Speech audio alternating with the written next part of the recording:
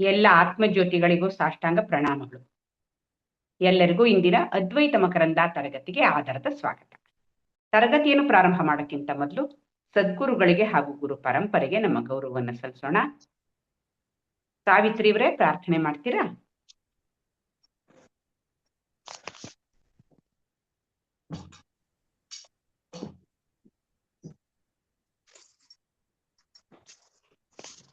ಓಂ ಗುರು ಬ್ರಹ್ಮ ಗುರು ವಿಷ್ಣು ಗುರುದೇವೋ ಮಹೇಶ್ವರಃ ಗುರು ಸಾಕ್ಷಾತ್ ಪರಬ್ರಹ್ಮ ತಸ್ಮೈ ಶ್ರೀ ಗುರವೇ ನಮಃ. ಅಖಂಡ ಮಂಡಲಾಕಾರಂ ವ್ಯಾಪ್ತಂ ಯೇನ ಚರಾಚರಂ ತತ್ಪದಂ ದರ್ಶಿತಂ ಯೇನ ತಸ್ಮೈ ಶ್ರೀ ಗುರವೇ ನಮಃ.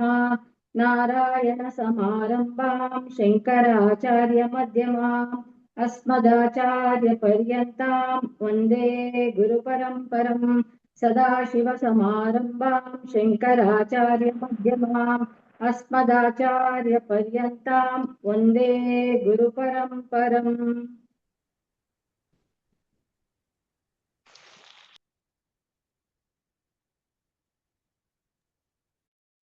ಧನ್ಯವಾದಗಳು ಸಾವಿತ್ರಿ ಅವರೇ.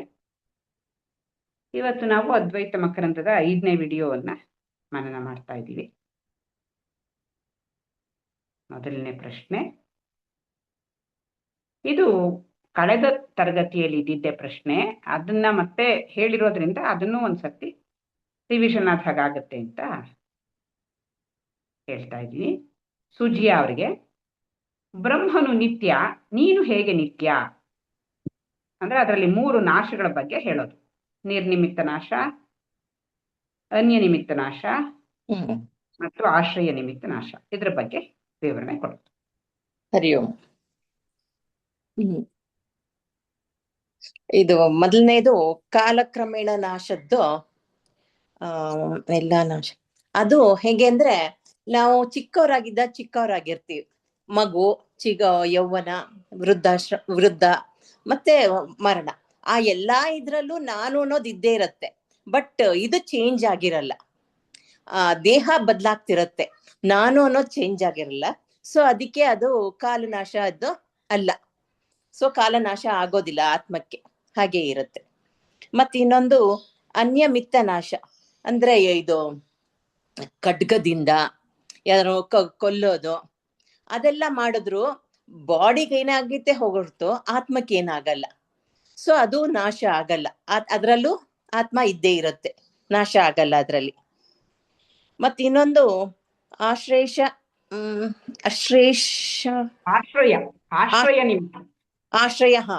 ನಿಮಿತ್ತ ನಾಶ ಅಂದ್ರೆ, ನಮ್ಗೆ ಆಶ್ರಯ ಆಗಿರೋದು ನಮ್ ದೇಹ.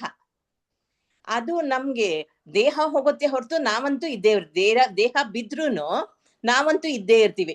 ಇವಾಗ ಒಂದು ಕೈ ಕಟ್ಟಾಗತ್ ನಮ್ಗೆ. ಕೈ ಕಟ್ಟಾದಾಗ ಕೈ ಒಂದ್ ಹೋಯ್ತು ನಂದು ಅಂತ ಹೇಳ್ತೀನಿ, ಬಟ್ ನಾನ್ ಇದ್ದೇ ಇರ್ತೀನಿ. ಕಾಲ್ ಹೋಗುತ್ತೆ, ಕಾಲ್ ಹೋದ್ರುನು ನಾವ್ ಇದ್ದೇ ಇರ್ತೀವಿ. ಅದಕ್ಕೊಂದು ಕಾರ್ದು ಎಕ್ಸಾಂಪಲ್ ತಗೋತಾರೆ. ಕಾರ್ ಹೋಗ್ತಿರುತ್ತೆ, ಫಸ್ಟ್ ಒಂದು ಅದ್ರ ಗಾಜು ಹೊಡಿಯತ್ತೆ, ಮತ್ತೆ ಅದ್ರ ಟೈರ್ ಹೋಗುತ್ತೆ. ಆದ್ರೂ ಆವಾಗ ಅಯ್ಯೋ ಕಾರ್ದ್ ಹೋಯ್ತು, ಎಲ್ಲ ಹೋದ್ಮೇಲೆ ಕಾರ್ ಇಲ್ವೇ ಇಲ್ಲ ಅಲ್ಲಿ. ಅದೇ ತರ ನಮ್ಗೆ ಆತ್ಮಕ್ಕಾಗಲ್ಲ. ಕೈ ಕಾಲು ಕಣ್ಣು ಮೂಗು ಏನ್ ಹೋದ್ರು ನನಗ್ ಅದೆಲ್ಲ ಹೋಯ್ತು ಅಂತೀನಿ ಹೊರತು ನಾನಂತೂ ಇದ್ದೇ ಇರ್ತೀನಿ. ಆತ್ಮಕ್ ನಾಶ ಇಲ್ಲ. ಸೊ ನಿರ್ನಿಮಿತ್ತ ನಾಶ ಅಂದ್ರೆ ಕಾಲಕ್ರಮೇಣ ನಾಶ ಆಗೋದು ಆತ್ಮಕ್ಕಿಲ್ಲ. ಅನ್ಯ ನಿಮಿತ್ತ ಅಂದ್ರೆ ಬಾಹ್ಯ ಕಾರಣಗಳು, ಭೂಕಂಪ, ಮಳೆ, ಪ್ರವಾಹ ಇತ್ಯಾದಿಗಳಿಂದ ಮರಣ. ಎಲ್ಲಷ್ಟೋ ಜನ ಮರಣ ಹೊಂದ್ತಾರೆ ಅಂತ ಹೇಳ್ತೀವಿ. ಆದ್ರೆ ಪ್ರಪಂಚದ ಎಲ್ಲಿ ಏನೇ ಆದ್ರೂ ಕೂಡ ಆಕ್ಚುಲಿ ಹಂಗ್ ನೋಡಕ್ ಹೊರೆ ಆ ವಸ್ತುವಿಗೂ ಮರಣ ಅಂತಿಲ್ಲ. Matter can neither be created ನಾರ್ ಡೆಸ್ಟ್ರಾಯ್ಡ್. ರೂಪ ಬದಲಾವಣೆ ಇದೆ ಅಷ್ಟೇ. ಇನ್ನು ಆತ್ಮನಿಗಂತೂ ಯಾವ ಬಾಹ್ಯ ಕಾರಣಗಳಿಂದಲೂ ನಾಶ ಇಲ್ಲ. ಮತ್ತು ಆಶ್ರಯ ನಿಮಿತ್ತ ನಾಶ, ನಾನು ಅನ್ನೋದು ಯಾವ್ದ್ರ ಮೇಲೆ ಅವಲಂಬಿಸಿರುತ್ತೋ ಅದು ನಾಶ ಆದಾಗ ಆಗುವ ನಾಶ. ದೇಹ ಊಟದ ಮೇಲೆ ಅವಲಂಬಿಸಿರುತ್ತೆ, ಊಟ ಸಿಗದೆ ಇದ್ದಾಗ ದೇಹ ಸಾಯುತ್ತೆ. ಆದ್ರೆ ಆತ್ಮನಾದ ನಾನು ಯಾವ್ದ್ರ ಮೇಲೂ ಅವಲಂಬಿಸೇ ಇಲ್ವಲ್ಲ, ಹಾಗಾಗಿ ನನ್ಗೆ ನಾಶ ಇಲ್ಲ ಅಂತ ಹೇಳಿದ್ರಿ. ಚೆನ್ನಾಗಿ ಹೇಳಿದ್ರಿ. ಮುಂದಿನ ಪ್ರಶ್ನೆ ಸಾವಿತ್ರಿ ಅವರಿಗೆ. ಭಗವದ್ಗೀತೆಯ ಎರಡನೇ ಅಧ್ಯಾಯದ 23ನೇ ಶ್ಲೋಕ ಆತ್ಮನ ಬಗ್ಗೆ ಹೇಳುತ್ತದೆ. ಏನ್ ಹೇಳುತ್ತೆ? ಆತ್ಮನನ್ನು ಶಸ್ತ್ರಗಳು ತುಂಡು ಮಾಡಲು ಸಾಧ್ಯವಿಲ್ಲ, ಬೆಂಕಿ ಸುಡಲು ಸಾಧ್ಯವಿಲ್ಲ. ಅದೇ 27ನೇ ಶ್ಲೋಕ ಅಂತ ಬರ್ಕೊಂಡಿದ್ದೀನಿ. 23 ಅಂತ ಹೇಳಿ ಅದೇ ನನಗಲ್ಲಿ ಕೇಳಿಸ್ತಾ ಇತ್ತ ಸರ್. ಓಕೆ. ಅದೇ ಆತ್ಮನನ್ನು ಇವಾಗ ಇವರು ವಿವರಿಸಿದ್ರು ಸುಜಯ್ ಅವರು. ಯಾವುದೇ ಖಡ್ಗದಿಂದಾಗ್ಲಿ ಯಾವ್ದ್ರಿಂದಾನು ನಾಶ ಇಲ್ಲ ಅಂತ ಹೇಳ್ತಾರೆ. ನೈನಂ ಚಿಂದಂತಿ ಶಸ್ತ್ರಾಣಿ ನೈನಂ ದಹತಿ ಪಾವಕಃ ನಚೈನಂ ಕ್ಲೇದಯಂತ್ಯಾಪೋ ನಶೋಷಯತಿ ಮಾರುತಃ ಅಂತ. ಆತ್ಮ ಇವು ಎಲ್ಲದಕ್ಕೂ ಅತೀತವಾಗಿರ್ತಕ್ಕಂಥದ್ದು ಅಂತ. ಯಾಕೆಂದ್ರೆ ಬಾಹ್ಯದಿಂದ ಯಾವುದೇ ಒಂದು ನಾಶ ಆತ್ಮನಿಗೆ ಅದ್ಯಾವುದು ಅಲ್ಲ ಅನ್ನೋದನ್ನ ಹೇಳ್ತಾ ಇದ್ದಾರೆ. ಶಸ್ತ್ರಗಳಿಂದ ಛೇದಿಸಕ್ಕಾಗಲ್ಲ ಅಂತ ಒಂದು ಯಾವ ತರ ಅಂತಂದ್ರೆ ಒಂದು ಅಲ್ಲಮ ಪ್ರಭು ಅವರ ಉದಾಹರಣೆ ಕೊಟ್ಟು ಹೇಳ್ತಾ ಇದ್ದಾರೆ.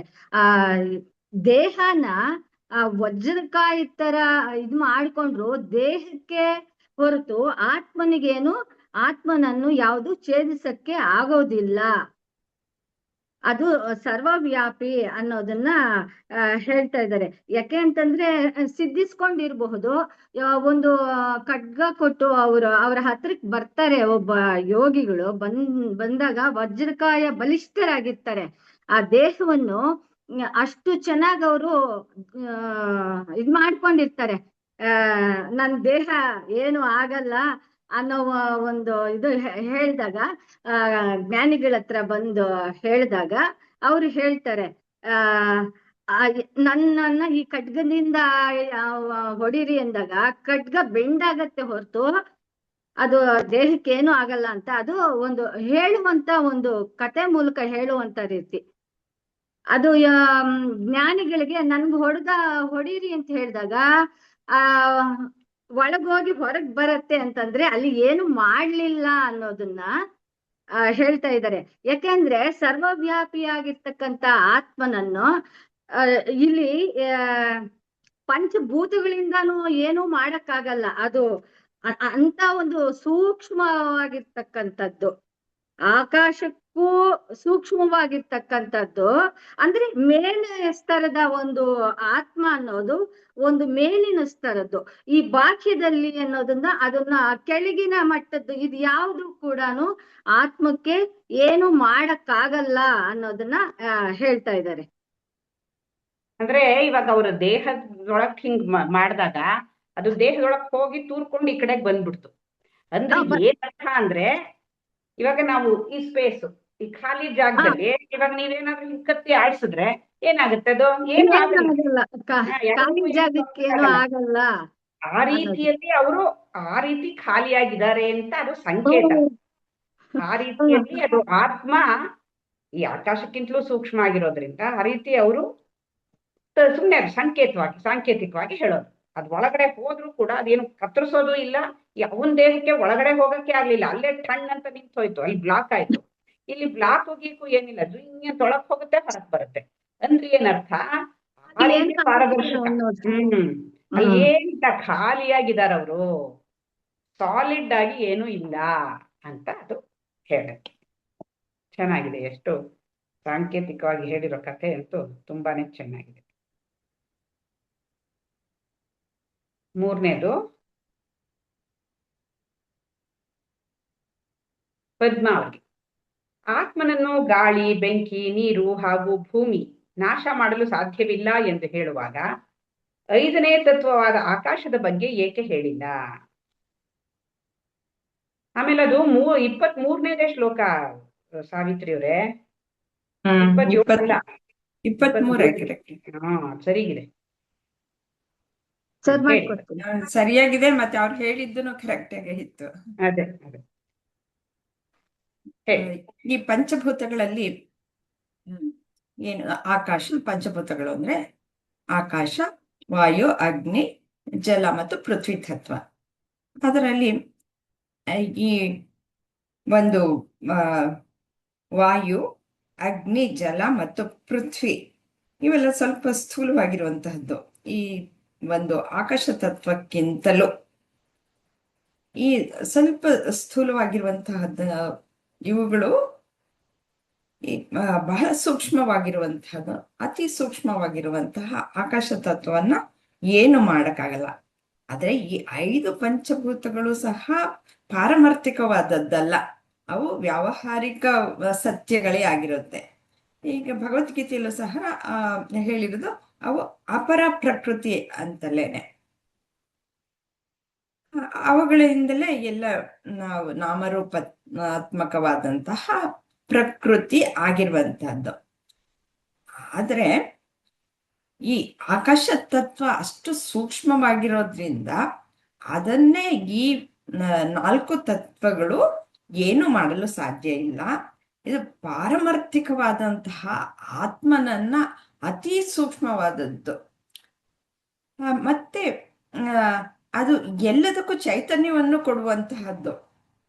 ಅಂತಹದ್ದನ್ನ ಇವು ಏನು ಮಾಡ್ಲಾರುವೋ ಅನ್ನೋದನ್ನ ಹೇಳೋದಕ್ಕೋಸ್ಕರ ಹೀಗೆ ಆಕಾಶವನ್ನ ತೋರಿಸಿದ್ದಾರೆ. ಆಕಾಶ ತತ್ವವನ್ನೇ ಏನು ಮಾಡಕ್ಕೆ ಸಾಧ್ಯ ಇಲ್ಲ, ಅವಕ್ಕೆ ಆತ್ಮವನ್ನ ಏನ್ ಮಾಡಕ್ಕೆ ಸಾಧ್ಯ? ಯಾಕೆಂದ್ರೆ ಆತ್ಮ ಯಾವುದೇ ಒಂದು ಅಂಗಗಳಿಂದನೂ ಕೂಡಿಲ್ಲ, ಅದು ಬಹಳ ಸೂಕ್ಷ್ಮವಾದಂತಹದ್ದು. ಅಂಗಗಳಿದ್ರೆ ಕತ್ತರಿಸಬಹುದು, ಮತ್ತೆ ಅವುಗಳನ್ನ ಅಂಗಾಂಗಗಳು ಇದ್ದಾಗ ಅಗ್ನಿ ಏನಾದ್ರು ಮಾಡ್ಬೋದು, ವಾಯು ಏನಾದ್ರೂ ಬಿರುಗಾಳಿ ಬಂದು ಏನಾದ್ರೂ ಡಿಸ್ಟ್ರಕ್ಷನ್ ಆಗ್ಬೋದು, ಅಥವಾ ಬೇರೆ ಏನಾದ್ರೂ ವೈರಸ್ ಅಂತದೆಲ್ಲ ಅಟ್ಯಾಕ್ ಆಗಿ ಏನಾದ್ರೂ ಆಗ್ಬೋದು. ಇನ್ನು ನಾವು ಅಗ್ನಿಯನ್ನ ತೆಗೆದುಕೊಂಡಾಗ ಅಗ್ನಿಯಿಂದ ಸುಡಬಹುದು, ಏನೇ ಆಗಬಹುದು. ಈ ಯಾವುದು ಭೌತಿಕ ಜಗತ್ತಿನಲ್ಲಿರುವಂತಹ ವಸ್ತುಗಳನ್ನ, ಜಲನೂ ಅಷ್ಟೇ, ಅದು ಏನು ಈ ದೇಹ ಭೌತಿಕ ವಸ್ತುಗಳನ್ನ ಅದನ್ನ ತೋಯಿಸ್ಬಹುದು, ಮತ್ತೆ ಅವುಗಳನ್ನ ಹಾಳು ಮಾಡೋದಕ್ಕೆ ಸಾಧ್ಯ ಇದೆ. ಆದ್ರೆ ಆತ್ಮನ ಹೆಂಗೆ ಅದು ಹಾಳು ಮಾಡಕ್ಕಾಗತ್ತೆ? ಈ ಆಕಾಶ ತತ್ವವನ್ನೇ ಅದು ನೀರು ತೋಯ್ಸಕ್ಕಾಗಲ್ಲ, ಅಗ್ನಿ ನಾವು ನೋಡ್ತಾ ನಾವು ಅದರ ಒಂದು ಅನುಭವ ನಮ್ಗೆ ಇದೆ. ಆಕಾಶನ ಏನ್ ಮಾಡಕ್ಕಾಗತ್ತೆ? ಅದ್ರ ಪಾಡಿಗೆ ಅದು ಬೆಂಕಿ ಉರಿಯುತ್ತೆ, ಅದ್ರ ಪಾಡಿಗೆ ಅದು ಗಾಳಿ ಬೀಸುತ್ತೆ. ಎಷ್ಟೇ ಬಿರುಗಾಳಿ ಬಂದ್ರು ಆಕಾಶ ಏನಾದ್ರೂ ಆಗತ್ತಾ? ಏನು ಆಗಲ್ಲ. ಬೆಂಕಿ ಉರಿದ್ರೆ ಎಷ್ಟು ಕಾಡೆ ಹತ್ಕೊಂಡು ಉರಿಯುತ್ತೆ. ಆದ್ರೆ ಆಕಾಶ ತತ್ವ ಏನಾಗತ್ತೆ? ಏನಿಲ್ಲ, ಪ್ರವಾಹಗಳು ಹೆಂಗ್ ಅಷ್ಟು ಬರುತ್ತೆ. ಅದೇನ್ ಮಾಡಕ್ಕಾಗತ್ತೆ? ಯಾವುದು ಏನು ಮಾಡಕ್ಕಾಗಲ್ಲ. ಹೀಗೆ 4 ತತ್ವಗಳು ಆಕಾಶ ತತ್ವವನ್ನೇ ಏನು ಮಾಡಕ್ಕಾಗಲ್ಲ. ಅಂದ್ರೆ ಇದು ಅತಿ ಸೂಕ್ಷ್ಮವಾದದ್ದು, ಮತ್ತೆ ಎಲ್ಲದರ ಒಂದು ಕಾರಣವಾಗಿರುವಂತಹದ್ದು. ಅಂತಹದನ್ನ ಹಾಳು ಮಾಡೋದಕ್ಕೆ ಸಾಧ್ಯನೇ ಇಲ್ಲ. ಹಾಗಾಗಿ ಆ ತತ್ವ, ಆ ಆತ್ಮ ಅನ್ನೋದು ಅದು ನಾನು. ಈ ಲಕ್ಷ್ಮೀಧರ ಕವಿಗಳು ಹೇಳ್ತಾ ಇರೋದು ಈ ಬ್ರಹ್ಮನ್ ಅನ್ನೋ ಬದಲು ಅದು ನಾನು, ಆ ತತ್ವ ನಾನು. ಹಾಗೆ ನನ್ನನ್ನ ಹೇಗೆ ಇವೆಲ್ಲನೂ ಹಾಳು ಮಾಡೋದಕ್ಕೆ ಸಾಧ್ಯ ಅನ್ನೋದನ್ನ ಹೇಳಿದ್ದಾರೆ. ಚೆನ್ನಾಗಿ ಹೇಳಿದ್ರಿ. ಮುಂದಿನ ಪ್ರಶ್ನೆ ಸಂಧ್ಯಾ ಅವ್ರಿಗೆ. ಕನಸಿನ ಉದಾಹರಣೆ ಇಲ್ಲಿ ಏನನ್ನು ಸ್ಪಷ್ಟೀಕರಿಸುತ್ತದೆ? ಅದೇ ಒಬ್ಬ ಮಲ್ಕೊಂಡಿದ್ದ ಕಾನ್ಸೆಪ್ಟ್ ಕಳ್ಳರು ಬಂದು ಇದ್ ಮಾಡ್ತಾರೆ ಅಂತಾರಲ್ಲ, ಹೌದಾ? ಅದೇ ನಾನು ಕ್ಲೀನ್ ಆಗಿ ಇದು ಪಾಠ ಕೇಳಿಲ್ಲ, ಮಾಡ್ಕೊಂಡಿಲ್ಲ, ಹುಷಾರಿರ್ಲಿಲ್ಲ. ಆದ್ರೂ ಜನರಲ್ ಆಗಿ ಹೇಳ್ತೀನಿ. ಅದೇ ಅಂದ್ರೆ ಎಚ್ಚರದ ಸ್ಥಿತಿಯಲ್ಲಿ ನಾವು ಮಾಯಾ ಪ್ರಪಂಚದಲ್ಲಿ ಸಿಕ್ಕೊಂಡಿರೋದ್ರಿಂದ ಅಲ್ಲಿ ಕಂಡ ಎಲ್ಲಾ ವಸ್ತುಗಳನ್ನು ಚೈತನ್ಯ ರೂಪಿಯಾಗಿ ನಮ್ಮ ಆತ್ಮ ಕಂಡು ಬರ್ತಾ ಇರುತ್ತೆ. ನಮಗೆ ದೇಹದಲ್ಲಿ ಆತ್ಮ ಇದೆ ಅಷ್ಟೇ ಅಂತ ಅಲ್ಲ, ಪ್ರಪಂಚದ ಹೇಳ್ತಿರೋದೇ ಅದನ್ನೇ. ಭಗವಂತ ಎಲ್ಲಾ ಸಕಲ ಚರಾಚರಗಳಲ್ಲಿಯೂ ಜಡ ವಸ್ತುವಿನಲ್ಲಿಯೂ ಇರ್ತಾನೆ, ಅದು ಚೈತನ್ಯ ರೂಪಿಯಾಗಿರ್ತಾನೆ ಅನ್ನೋದನ್ನ ನಾವು ಗುರುತಿಸ್ಬೇಕಾಗಿರುತ್ತೆ. ಅದು ಎಚ್ಚರದಲ್ಲಿ ನಾವು ಮಾಯಾ ಪ್ರಪಂಚದೊಟ್ಟಿಗೆ ಕಂಡುಕೊಂಡಿರ್ತೀವಿ. ಇನ್ನು ಕನಸಿನಲ್ಲೂ ಅಷ್ಟೇ, ಅಲ್ಲಿ ಕಾಣೋ ಎಲ್ಲ ವಸ್ತುಗಳು ಎಲ್ಲವೂ ಕನಸಿನಲ್ಲಿ ನಾನೇ ಬೇರೆ, ಪ್ರಪಂಚನೇ ಬೇರೆ ಅಂತ ಅನ್ಸಿದ್ರು ಅಲ್ಲಿ ಇರೋದು ನಾನು, ಪ್ರಪಂಚ, ಅಲ್ಲಿ ಕಾಣ್ತಾ ಇರೋ ಪ್ರಪಂಚ ಎಲ್ಲವೂ ಒಂದೇನೆ. ಇನ್ನು ಗಾಢ ನಿದ್ದೆಯಲ್ಲಂತೂ ನಮ್ಗೆ ಆನಂದದಿಂದ ಇಲ್ಲಿ ಉದ್ದೇಶನೇ ಅದಲ್ವಾ, ನಾವು ಆನಂದರಾಗ್ಬೇಕು, ಅತೀತರಾಗ್ಬೇಕು, ಅವ್ಯಕ್ತವಾದ ಆನಂದವನ್ನ ಹೆಚ್ಚು ಗಳಿಸ್ಬೇಕು ಅನ್ನೋದೇ ಇಲ್ಲಿನ ನಮ್ಮ ಉದ್ದೇಶ ಆಗಿರೋದ್ರಿಂದ ಎಲ್ಲದರಲ್ಲೂ ಭಗವಂತನನ್ನೇ ಕಂಡು ಬರುವಾಗ ನಾವು ಎಚ್ಚರ, ಕನಸು, ಗಾಢ ನಿದ್ದೆ ಮೂರೂ ಅವಸ್ಥೆಗಳಲ್ಲಿಯೂ ಭಗವಂತನ ಚೈತನ್ಯ ರೂಪಿಯಾಗಿ ನಾವು ನೋಡ್ತಾ ಬರ್ತೀವಿ. ಆಗ ನಮ್ಗೆ ದ್ವೈತ ಹೋಗಿ ಅದ್ವೈತ ಸ್ಥಿತಿಯನ್ನ ತಲುಪಬಹುದು ಅನ್ನೋದೇ ಇದರ ಉದ್ದೇಶ. ಅದ್ವೈತ ಮಕರಂದದ ಉದ್ದೇಶವಾಗಿರೋದ್ರಿಂದ ಇಲ್ಲಿ ನಮ್ಗೆ ಅದನ್ನ ಚೆನ್ನಾಗಿ ಮೂರು ಅವಸ್ಥೆಗಳ ಮೂಲಕ ನಮ್ಗೆ ತೋರಿಸ್ಕೊಡ್ತಾ ಇದ್ದಾರೆ. ಎಚ್ಚರದಲ್ಲಿ ಮಾಯಾ ಪ್ರಪಂಚದಲ್ಲಿ ಕಂಡು ಬರೋ ವಸ್ತುಗಳು ನಾವೇ, ಇನ್ನು ಕನಸಿನಲ್ಲಿ ಕಂಡು ಬಂದ್ ನಾನೇ ಬೇರೆ ಪ್ರಪಂಚ ಬೇರೆ ಅಂತ ಅನ್ಸಿದ್ರು ಅಲ್ಲಿ ಕಾಣಿಸ್ತಿರೋ ಪ್ರಪಂಚವು ನಾನೇ. ಇನ್ನು ಗಾಢ ನಿದ್ದೆಯಲ್ಲಿ ಎರಡು ಒಂದಾಗ್ಬಿಟ್ಟು ಅವ್ಯಕ್ತ ಆನಂದದ ಸ್ಥಿತಿ, ಅನಂತತೆಯನ್ನ ಹೊಂದುತ್ತಾ ಇರ್ತೀವಿ ಅಲ್ಲುವೆ, ಅದು ನಾನೇ ಅನ್ನೋದನ್ನ ಇಲ್ಲಿ ತೋರ್ಸೋದಿಕ್ಕೋಸ್ಕರ ಹೇಳಿ. ಚೆನ್ನಾಗಿ ಹೇಳಿದ್ರಿ. ಅದೇ ಒಬ್ಬ ವ್ಯಕ್ತಿ ಮಲಗಿದಾಗ ಕನಸು ಕಾಣ್ತಾನೆ, ಕಳ್ಳರು ಬಂದು ಒಂದ್ ಚೆನ್ನಾಗಿ ಹೊಡೆದು ಮಾಡಿ ಸಾಯಿಸ್ಬಿಡ್ತಾರೆ. ಇಷ್ಟಾದ್ರೂ ಕೂಡ ಈ ಮಲಗಿರೋ ವ್ಯಕ್ತಿಗೆ ಏನು ಆಗಲ್ಲ. ಕನಸಲ್ಲಿ ಇರೋ ವ್ಯಕ್ತಿಗೆ ಎಲ್ಲ ತೊಂದರೆ ಆಗುತ್ತೆ, ಮಲಗಿದವನ್ಗೆ ಏನು ಆಗಲ್ಲ. ಅಂದ್ರೆ ಕನಸು ಕೆಳಮಟ್ಟದ ಸತ್ಯ, ಇವನು ಮಲಗಿರ್ತಾನಲ್ಲ ಇವನು ಮೇಲ್ಮಟ್ಟದ ಸತ್ಯ. ಈ ಕೆಳಮಟ್ಟದ ಸತ್ಯ ಮೇಲ್ಮಟ್ಟದ ಸತ್ಯವನ್ನ ಏನು ಮಾಡೋದಕ್ಕೆ ಸಾಧ್ಯ ಇಲ್ಲ.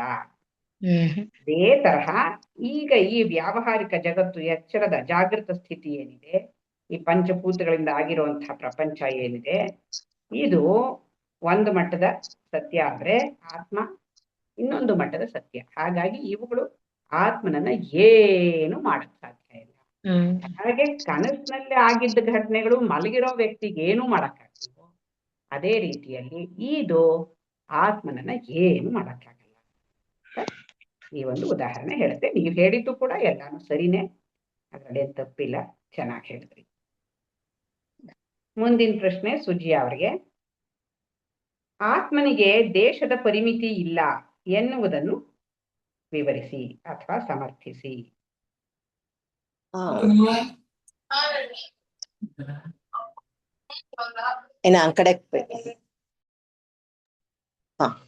ಇದು ಫಸ್ಟ್ ನಾವು ಒಂದು ಕಂಪೇರ್ ಮಾಡಿದ್ದಾರೆ. ನಾವು ಫಸ್ಟ್ ನಾವು ನಿಂತಿರ್ತೀವಿ, ಅದ್ರ ಪಕ್ಕ ನಮ್ ಪಕ್ಕ ಸ್ಟ್ಯಾಚ್ಯೂ ಆಫ್ ಲಿಬರ್ಟಿ ನಮ್ಗಿಂತ ಉದ್ದ ದೊಡ್ಡದಿದೆ, ಅದಕ್ಕಿಂತ ದೊಡ್ಡದು ಪ್ಯಾರಿಸ್. ಮತ್ತೆ ಅದ್ರ ನೆಕ್ಸ್ಟ್ ಗ್ರಹಗಳು ಜುಪಿಟರ್ ಅದೆಲ್ಲ ಲಾಸ್ಟ್ ಭೂಮಿನೂ ಇದೆ. ಭೂಮಿ ಇಷ್ಟು ದೊಡ್ಡದಾಗಿರುತ್ತೆ, ಅದ್ರ ಮುಂದೆ ನಾವು ಬರೀ ಒಂದ್ ಸಣ್ಣ ಕಣದ ತರ ಕಾಣ್ತೀವಿ. ಅವಾಗ ಮತ್ ಇನ್ನೊಂದು ತಗೊಂಡ್ರೆ ಇಡೀ ವಿಶ್ವದಲ್ಲಿ ಒಂದ್ರೊಳಗೊಂದು ಬಂದ್ಬಿಟ್ಟು ಭೂಮಿ ಇಷ್ಟು ಒಂದೇ ಒಂದು ಕಣ ಕಾಣತ್ತೆ. ಅದೇ ತರ ಪ್ರಪಂಚದಲ್ಲಿ ಎಲ್ಲಾನು ಜಡಾನೆ. ನಮ್ಮ ಆತ್ಮ, ನಮ್ಮ ಅಸ್ತಿತ್ವದಿಂದ ನಮ್ಗದೆಲ್ಲ ಕಾಣ್ತಾ ಇರುತ್ತೆ. ಸೊ ಅದಕ್ಕೆ ಅಸ್ತಿತ್ವ ಕಾಣ್ತಿರ್ತದೆ, ಅದರಿಂದಾನೇ ನಾವೆಲ್ಲಾ ನೋಡ್ತಿರ್ತೀವಿ. ಸೊ ಎಲ್ಲಾನು ಒಂದೇನೆ, ಸರ್ವಂ ಎಲ್ಲ ಆತ್ಮ ಎಲ್ಲಾ ಕಡೆನೂ ಇದೆ, ಅದರಿಂದಾನೇ ನಾವ್ ಅದನ್ನ ನೋಡ್ತಿರೋದು. ಇನ್ಯಾವ ತರ ಹೇಳಿ, ಆತ್ಮ ಸರ್ವವ್ಯಾಪಿ, ಎಲ್ಲಾ ಕಡೆನೂ ಇದೆ. ಸೊ ಅದರಿಂದ ಅದು ನಮ್ಮ ಚೈತನ್ಯದಿಂದಾನೇ ಅದೆಲ್ಲ ನಮಗ್ ಕಾಣ್ತಿರೋದು. ಸೊ ಪ್ರಪಂಚ ಎಲ್ಲ ಜಡ, ಆತ್ಮ ಸರ್ವವ್ಯಾಪಿ. ಸರಿಯಾಗಿ ಹೇಳಿದ್ರಿ. ಇದೆಲ್ಲ ಕಂಪ್ಯಾರಿಸನ್ ಎಲ್ಲ ಹೇಳಿದ್ರಿ. ಆ ವಿಶ್ವವನ್ನ ನನ್ನ ಅರಿವಿನಲ್ಲಿ ಅದು ಗೊತ್ತಾಗ್ತಾ ಇದೆ. ಅಂದ್ರೆ ನನ್ನ ಅಸ್ತಿತ್ವ ಇರೋದ್ರಿಂದ ಆ ವಿಶ್ವದ ಅಸ್ತಿತ್ವ ತಿಳಿತಾ ಇದೆ. ಹಾಗಾಗಿ ಈ ಅಸ್ತಿತ್ವ ಅಂತನ್ನೋದು ಅಪಾರವಾದದ್ದು, ಅಪರಿಮಿತವಾದದ್ದು.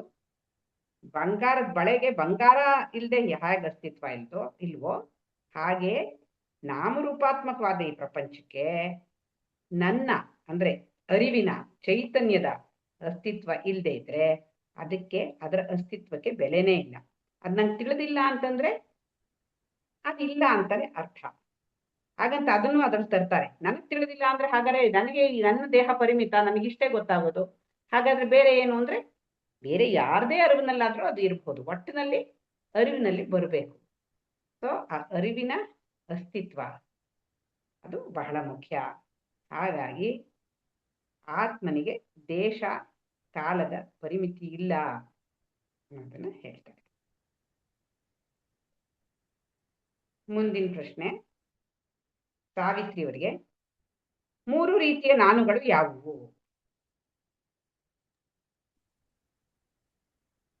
ಮೂರು ರೀತಿಯ ನಾನು ಪ್ರಪಂಚಕ್ಕೆ ಗೊತ್ತಿರುವ ನಾನು ಹೆಂಗಸು, ನಾನು ಗಂಡಸು, ನಾನು ಅಂತವನು. ಅದೇ ನನಗೆ ನಾನೇ ಒಂದು ಏನೋ ತಿಳ್ಕೊಂಡ್ಬಿಟ್ಟಿರ್ತೀನಿ. ಓ ನಾನು ಅಂತವನು, ನಾನು ಇಂಥವನು, ಇಷ್ಟೆಲ್ಲ ನನಗೆ ಜ್ಞಾನ ಇದೆ, ಹಾಗೆ ಹೀಗೆ ನಾನು ಸಮಾನ. ಅದು ನನಗ್ ಗೊತ್ತಿರೋದೆಲ್ಲ ನಾನು ಏನೇನೋ ಎಲ್ಲ ಅದನ್ನ. ಆದ್ರೆ ಈ ನಿಜವಾದ ನಾನು ಕೂಡ ಒಂದಿದೆ ಅನ್ನೋದನ್ನ ಹೇಳ್ತಾ ಇದ್ದಾರೆ. ನಿಜವಾದ ನಾನು ಅಂತಂದ್ರೆ ಈ ಎಲ್ಲದ್ರಲ್ಲೂ ನಾನು ನಾನು ನಾನು ಅಂತ ಹೇಳ್ತಾ ಇರ್ತೀನಲ್ವಾ, ಆ ನಾನು ಮಾತ್ರ ಏನು ಬದಲಾವಣೆ ಆಗದೆ ಇರೋದು, ಅದು ನಾನು ನಿಜವಾದ ನಾನು ಅನ್ನೋದನ್ನ. ಅದಕ್ಕೆ ಯಾವುದೇ ಒಂದು ಬದಲಾವಣೆ ಇಲ್ಲ. ಅದೇ ಇದನ್ನ ಎಲ್ಲ ತಿಳ್ಕೊಂತ ಹೋದ್ರೆ ಅದೇ ಸರ್ವವ್ಯಾಪಿ. ಅದನ್ನ ಈ ಖಡ್ಗ, ಈ ಬೆಂಕಿ ಸುಡ್ಲಾರ್ದು, ಖಡ್ಗನು ಛೇದಿಸಲಾರ್ದು, ಗಾಳಿನೂ ತೋಯಿಸಲಾರ್ದು, ಮಳೆಗೆ ನೆನೆಸಲಾರ್ದು, ಆ ಒಂದು ನಾನು, ಅದು ನಿಜವಾದ ನಾನು. ಹಾಗೆ 3 ನಾನುಗಳು ಇದೆ ಅನ್ನೋದನ್ನ ಹೇಳ್ತಾ ಇದ್ದಾರೆ.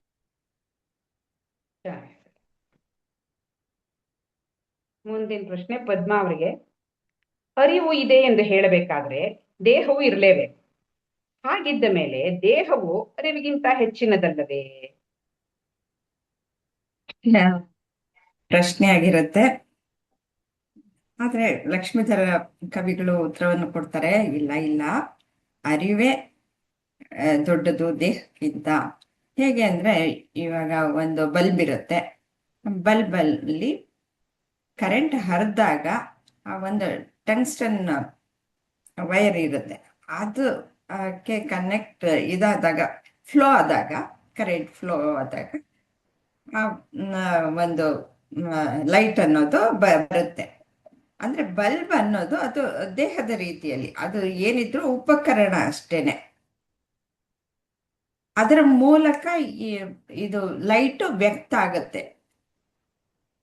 ಈ ಎಲೆಕ್ಟ್ರಿಸಿಟಿನೇ ಆ ರೀತಿಯಲ್ಲಿ ವ್ಯಕ್ತ ಆಗ್ಬೇಕಾದ್ರೆ ಈ ಉಪಕರಣ ಅನ್ನೋದು ಬೇಕು. ಹಾಗೆ ಅದು ಬರೀ ಸಾಧನ ಅಷ್ಟೇನೆ. ಅದೇ ರೀತಿಯಲ್ಲಿ ಎಲ್ಲವೂ ಅಷ್ಟೆ, ನನ್ನ ಅರಿವು ಅನ್ನೋದು ಇದ್ದಾಗ ಈ ಒಂದು ವಸ್ತುವಿಗೆ ಒಂದು ಇರುವಿಕೆ, ಅಸ್ತಿತ್ವ ಅನ್ನೋದು ಬರುವಂತಹದ್ದು. ನನ್ನ ಅರಿವು ಇಲ್ಲ ಅಂತಂದ್ರೆ ಅದಕ್ಕೆ ಅಸ್ತಿತ್ವ ಇರೋಲ್ಲ. ಹಾಗೆ ಈ ಫ್ಯಾನು ಎಲ್ಲವೂ ಸಹ ಕೆಲಸ ಮಾಡೋದು. ನಾವು ಏನಂದ್ರೆ ಈ ದೇಹದಲ್ಲಿ ನಾನು ಸೀಮಿತತೆ ಅಂತಂದ್ಬಿಟ್ಟು ಅನ್ಕೊಳ್ತೀವಿ. ಅಂದ್ರೆ ಯಾಕೆ ಅಂದ್ರೆ ಈ ದೇಹ, ಈ ಉಪಕರಣವೇ ನಾನು ಅಂತ ಅನ್ಕೊಂಡಿರೋದಕ್ಕೆ. ಬಲ್ಬೆ ನಾನೇ ಈ ಬೆಳಕನ್ನು ಕೊಡ್ತಾ ಇದ್ದೀನಿ ಅಂತ ಹೇಗೆ ಅನ್ಕೊಳ್ಳುತ್ತೋ ಆ ರೀತಿಯಲ್ಲಿ ನಾನೇ ಎಲ್ಲವನ್ನು ಮಾಡ್ತಾ ಇದ್ದೀನಿ ಅಂತಂದ್ಬಿಟ್ಟು ಅನ್ಕೊಂಡಾಗ ಈ ದೇಹಕ್ಕೆ ಮಾತ್ರ ಸೀಮಿತವಾಗಿ ನಾನು ಮಾಡ್ತಾ ಇದ್ದೀನಿ ಅಂತ. ಆದ್ರೆ ಈ ದೇಹ ಅಥವಾ ಹೊರಗಡೆ ಪ್ರಪಂಚದಲ್ಲಿ ಇರುವ ಎಲ್ಲ ಜಡ ವಸ್ತುಗಳಿಗೂ ಅಷ್ಟೇ ಈ ಚೈತನ್ಯ, ಅರಿವು ಅನ್ನೋದು ಇದ್ದಾಗ ಮಾತ್ರ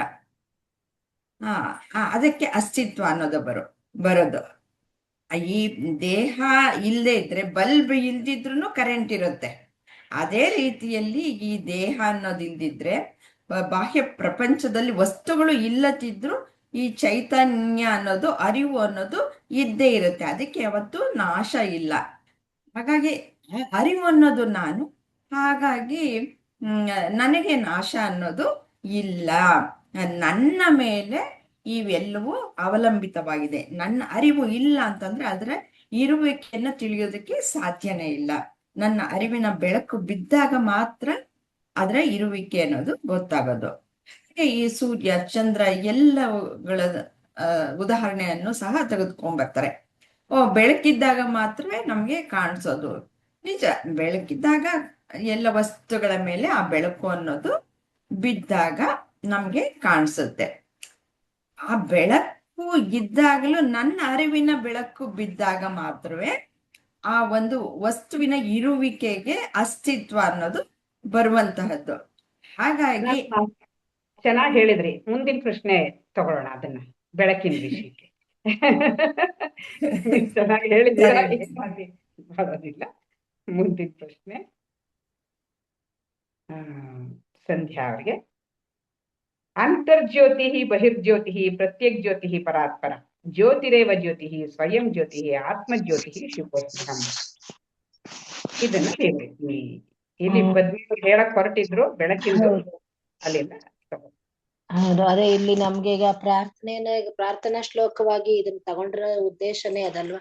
ನಮ್ಗೆಲ್ಲರಿಗೂ ಜ್ಞಾನದ ಬೆಳಕು ಆತ್ಮನಲ್ಲಿ ಈ ಒಳಗಡೆಯೂ ಪ್ರತಿಫಲಿಸ್ತಾ ಇರತ್ತೆ, ಹೊರಗಡೆಗೂ ಇದೆ. ಅಂದ್ರೆ ಅಂತರ್ಜ್ಯೋತಿ, ಒಳಗಡೆ ಭಾಗದಲ್ಲೂ ನಮ್ಗೆ ಅಂತರ್ಜ್ಯೋತಿಯಾಗಿಯೂ ನಮ್ಗೆ ಬೆಳಕನ್ನ ತೋರಿಸಿ ಆತ್ಮನೇ ಶಾಶ್ವತವಾದದ್ದು, ಇದನ್ನ ಬಿಟ್ಟು ಬೇರೆಲ್ಲವೂ ಅಶಾಶ್ವತ. ಎಲ್ಲದರಲ್ಲೂ, ಎಲ್ಲ ಜೀವಿಗಳಲ್ಲೂ, ಎಲ್ಲ ವಸ್ತುಗಳಲ್ಲೂ ಆತ್ಮನನ್ನೇ ಕಾಣಬೇಕು.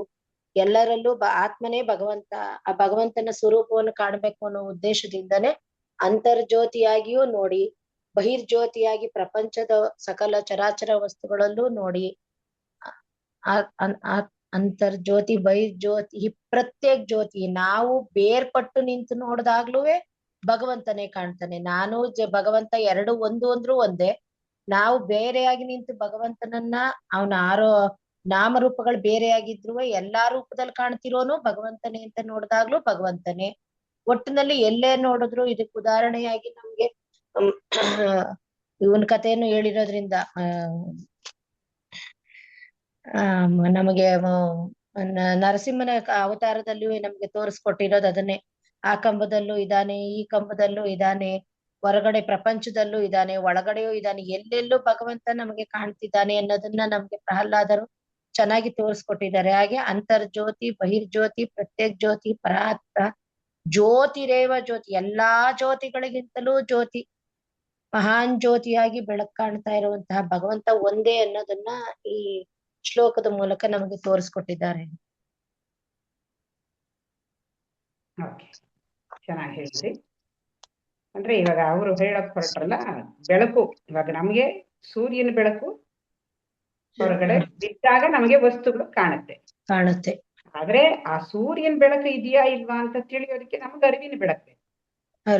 ಇವಾಗ ನನ್ ಒಂದು ಹೆಣ ಇದ್ರೆ ಆ ಹೆಣಕ್ಕೆ ಇಲ್ಲಿ ಬೆಳಗ್ಗೆ ಆಗಿದೆ, ಇಲ್ಲೆಲ್ಲ ವಸ್ತುಗಳಿದೆ ಅಂತ ಗೊತ್ತಾಗಲ್ಲ.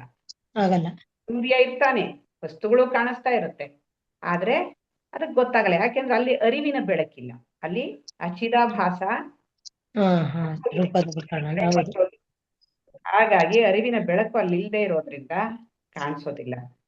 ಆ ರೀತಿಯಲ್ಲಿ ಸೂರ್ಯ ಹೊರಗಡೆ ಈ ಬೆಳಗ್ಗೆ ಹೊತ್ತಲ್ಲಿ ಸೂರ್ಯನ ಬೆಳಕಿನಲ್ಲಿ ವಸ್ತುಗಳು ಕಾಣುತ್ತೆ.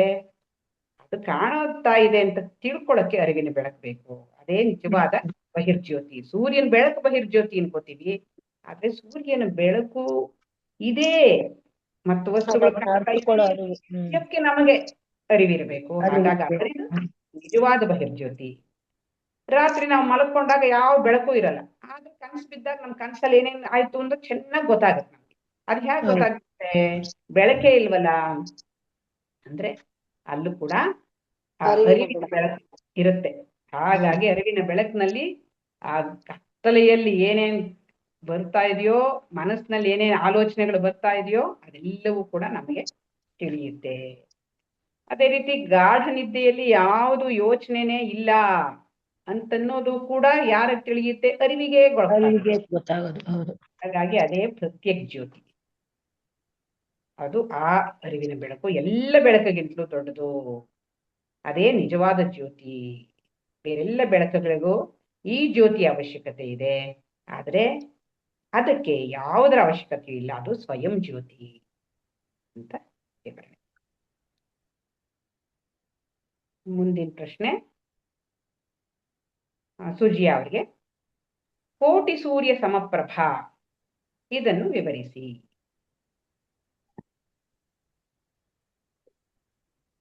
ಫಸ್ಟ್ ನಮ್ಗೆ ಸೂರ್ಯನ್ ನೋಡ್ತೀವಿ, ಸೂರ್ಯನ್ ನಮ್ಮ ಇಂದ್ರಿಯಗಳಿಂದ ನೋಡ್ತೀವಿ, ನೋಡ್ಬಿಟ್ಟು ನಾವು ಕಣ್ಣಿಂದ ನೋಡ್ತೀವಿ, ಅದೇ ಇಂದ್ರಿಯಲ್ಲಿ. ಅದು ನಮ್ಮ ಮನಸ್ಸಿಗೆ ಬರುತ್ತೆ, ಮನಸ್ಸಿಂದ ಕಣ್ಣಿಂದ ಮನ್ಸಿಗೆ ಹೋಗುತ್ತೆ, ಮನಸ್ಸು ಸಾಕ್ಷಿಗೆ ಹೋಗುತ್ತೆ, ಸಾಕ್ಷಿಯಿಂದ ನಮಗ್ ಮನಸ್ಸಿಗೆ ಹೋಗಿ ಇಂದ್ರಿಯಗಳಿಗೆ ಹೋಗಿ ಸೂರ್ಯನ್ಗೆ ಹೋಗುತ್ತೆ. ಸೂರ್ಯನ್ ಇರೋ ಕೋಟಿ ಸೂರ್ಯ ಸಮಪ್ರಭಾ ಅಂತಾರಲ್ಲ, ಅಂದ್ರೆ ತುಂಬಾ ಸೂರ್ಯಗಳು, ಕೋಟಿ ಸೂರ್ಯಗಳಲ್ಲ, ಆ ನಮ್ಮ ಆತ್ಮದಲ್ಲಿ ಇರೋದು ನಮ್ಮಲ್ಲಿ ಇದೆಯಲ್ಲ ಸೂರ್ಯ, ಅದು ಕೋಟಿ ಸೂರ್ಯಕ್ಕೆ ಸಮಾನ. ನಮ್ಮಲ್ಲಿರೋ ಆತ್ಮಜ್ಯೋತಿ ಅದು ಕೋಟಿ ಸೂರ್ಯಕ್ಕೆ ಸಮಾನ. ಅದು ನಮ್ಗೆ ಸೂರ್ಯ ಎಲ್ಲ ಒಂದು ಚಿಟ್ಕಿ ಆತ್ಮಕ್ ನೋಡಿದ ಒಂದು ಕಣ ಅಷ್ಟೇನೆ, ಅದಕ್ಕಿಂತ ಒಂದು ಕೋಟಿಯಷ್ಟು ನಮ್ಮ ಆತ್ಮದಲ್ಲಿ ಇರುತ್ತೆ ಅನ್ನೋದು ಅದ್ರಲ್ಲಿ ಅರ್ಥ. ಕೋಟಿ ಸೂರ್ಯ ಸಮಪ್ರಭಾ. ಕರೆಕ್ಟ್, ಸರಿಯಾಗಿ ಹೇಳಿದ್ರಿ.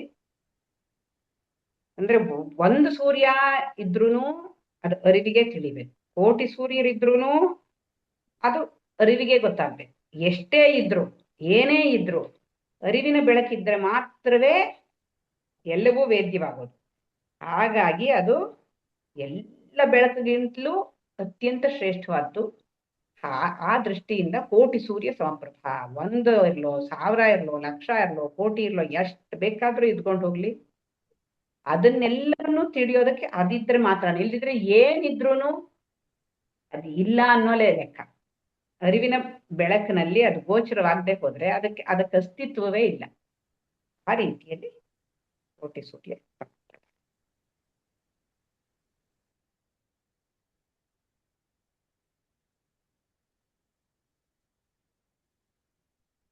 ಸಾವಿತ್ರಿ ಅವರು, ಕಾಣುತ್ತಿರುವ ಪ್ರಪಂಚ ನಮ್ಮ ಮನಸ್ಸಿನಲ್ಲಿ ಒಂದು ಚಿತ್ರ, ಇದನ್ನು ವಿವರಿಸಿ.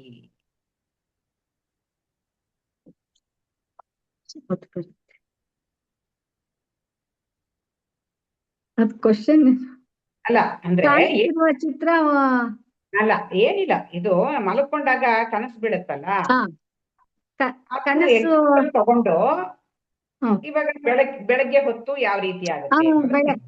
ಬೆಳಗ್ಗೆ ಹೊತ್ತು ಈಗ ನಮ್ಗೆ ಏನ್ ನೋಡ್ತಾ ಇದೀವಿ ಈ ಪ್ರಪಂಚದಲ್ಲಿ, ಗುಡ್ಡ ಮರ ಇಲ್ಲಿ ಎಷ್ಟೊಂದು ಎಲ್ಲಾನು ಕಾಣಿಸ್ತಾ ಇದೆ. ಬೆಳಗ್ಗೆ ಹೊತ್ತು ಕಾಣಿಸ್ಬೇಕು ಅಂದ್ರೆ ಸೂರ್ಯನ ಬೆಳಕಿನಿಂದ ಕಾಣಿಸ್ತಾ ಇದೆ. ಇವೆಲ್ಲವನ್ನು ನಾವು ತಿಳ್ಕೊಳಕ್ಕಾಗ್ತಾ ಇದೆ. ಆದ್ರೆ ಆ ಸೂರ್ಯ ಇದಾನೆ, ಸೂರ್ಯನಿಂದ ಕಾಣಿಸ್ತಾ ಇದೆ ಅಂತ ಗೊತ್ತಾಗ್ಬೇಕಾದ್ರೆ ನಮ್ಮ ಅರಿವಿನಿಂದ, ನಮ್ಮಲ್ಲಿ ಅರಿವಿದ್ರೆ ಅರಿವಿನಿಂದ ಅದನ್ನ ಅರ್ಥಕೊಳ್ಳಕ್ಕೆ ಸಾಧ್ಯ.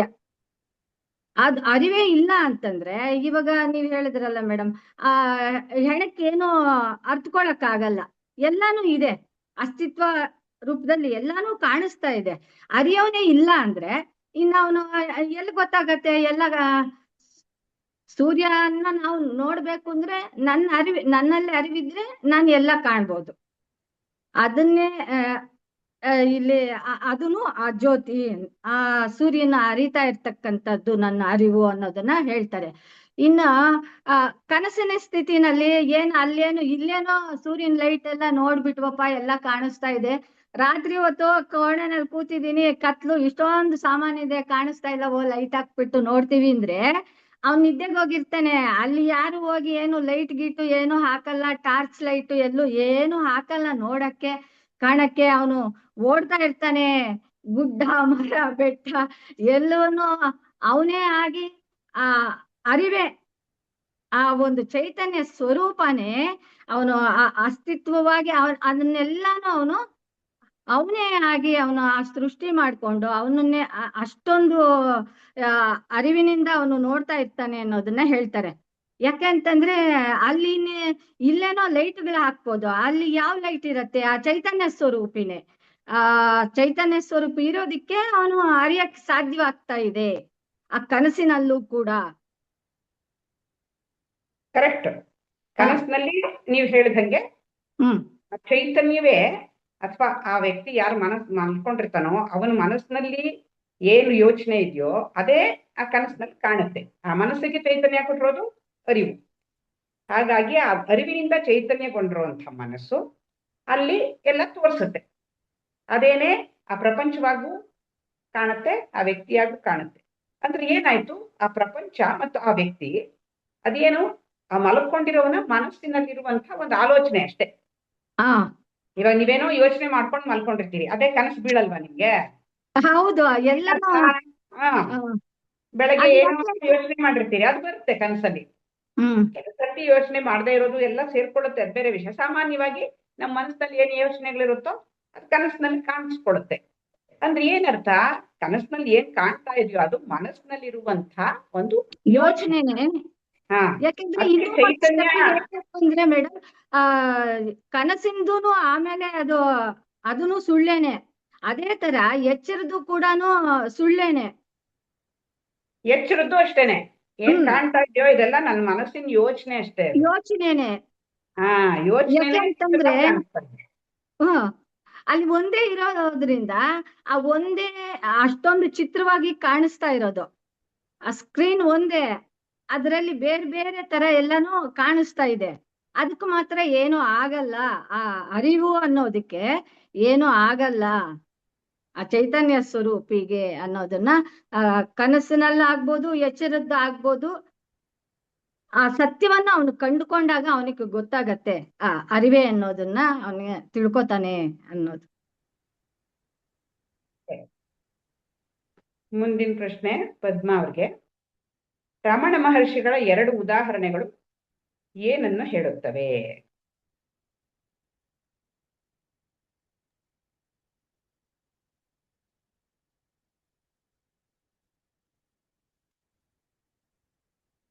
ನಾವು ಹೊರಗಡೆ ಪ್ರಪಂಚದಲ್ಲಿ ಬೆಟ್ಟ ಗುಡ್ಡ ಮತ್ತೆ ಪ್ರಾಣಿಗಳು, ಪಕ್ಷಿಗಳು, ಮನುಷ್ಯರು ಎಲ್ಲ ಜೀವಿಗಳನ್ನ ನೋಡ್ತಾ ಇರ್ತೇವೆ. ಆದ್ರೆ ಎಲ್ಲದರಲ್ಲೂ ಸಹ ಅಸ್ತಿತ್ವ ಅನ್ನೋದು ಇದೆ. ಮತ್ತೆ ಚೈತನ್ಯವಾಗಿ ಕಾಣುವಂತಹ ಪ್ರಾಣಿ ಪಕ್ಷಿಗಳಲ್ಲಿ ಅರಿವು ಸಹ ಇದೆ.